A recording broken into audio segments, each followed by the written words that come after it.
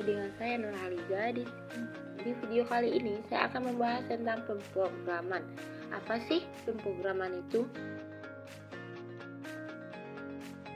Pemrograman atau penata olahan adalah proses penulisan dan menguji, memperbaiki, debug, dan memelihara kode yang membangun suatu program komputer. Apa sih perbedaan program, pemrograman, dan bahasa pemrograman? Program adalah kumpulan instruksi yang digunakan untuk mengatur komputer agar melakukan sesuatu tindakan tertentu tanpa adanya perangkat keras hardware yang tidak bisa melakukan apa-apa. Pemrograman. Istilah pemrograman biasanya merujuk pada aktivitas yang berkaitan dengan perbuatan program programming, sedangkan orang yang membuat program disebut sebagai pemrogram atau pemrogramer. Bahasa pemrograman. Kalau kita ingin menyampaikan sesuatu, pasti kita akan menggunakan bahasa kan? Entah itu bahasa melalui mulut, bahasa melalui bahasa tubuh, atau dengan kode-kode tangan dan ekspresi. Begitu pula pada komputer. Pada komputer istilahnya bahasa pemrograman merujuk pada instruksi-instruksi sintak yang digunakan untuk membuat satu program. Di era modern ini terdapat beberapa bahasa pemrograman seperti Pascal, C++, dan Basic. Bahasa pemrograman ada 3, yaitu bahasa mesin, bahasa assembly, dan bahasa tingkat tinggi. Bahasa mesin, bahasa asli mesin yang biasa digunakan terdiri dari bilangan biner. Bahasa assembly, bahasa penyederhanaan dari bahasa mesin.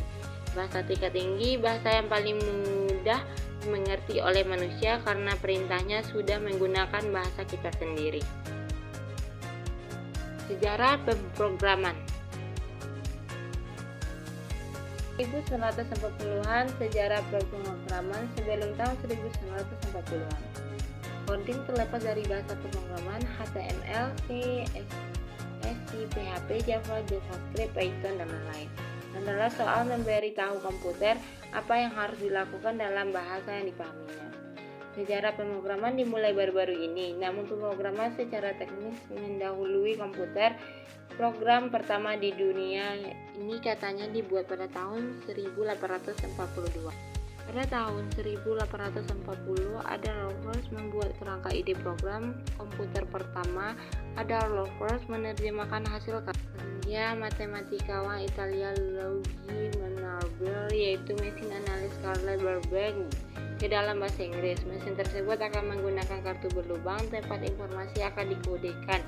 Dia merincikan metode untuk menghitung angka Bernoulli pada kartu-kartu tersebut dan dianggap sebagai program komputer di dunia.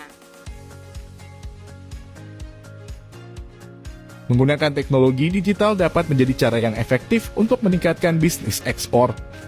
Berikut ini adalah beberapa langkah yang dapat dilakukan untuk memanfaatkan teknologi digital dalam bisnis ekspor. 1. Memiliki website yang responsif dan mudah digunakan agar konsumen mudah menemukan produk dan informasi yang mereka butuhkan. 2. Menerapkan strategi pemasaran digital untuk meningkatkan visibilitas bisnis, seperti iklan di media sosial dan mesin pencari. 3. Menggunakan platform e-commerce untuk menjual produk secara online dan meningkatkan akses ke pasar global. 4. Menyediakan fitur pembayaran elektronik untuk memudahkan pembayaran dari konsumen internasional. 5. Memanfaatkan teknologi logistik seperti pengiriman paket internasional yang terintegrasi dengan sistem informasi dan pelacakan online. 6. Memanfaatkan teknologi big data dan analitik untuk mengumpulkan dan menganalisis data pasar, kebutuhan konsumen, dan tren bisnis ekspor. 7. Meningkatkan efisiensi bisnis dengan menggunakan perangkat lunak manajemen rantai pasok atau supply chain management untuk mengoptimalkan pengelolaan persediaan dan logistik. 8. Menggunakan teknologi Internet of Things untuk memantau dan mengelola pengiriman produk secara real-time. Dengan memanfaatkan teknologi digital dalam bisnis ekspor, perusahaan dapat meningkatkan efisiensi dan daya saing bisnis serta mengakses pasar global yang lebih luas.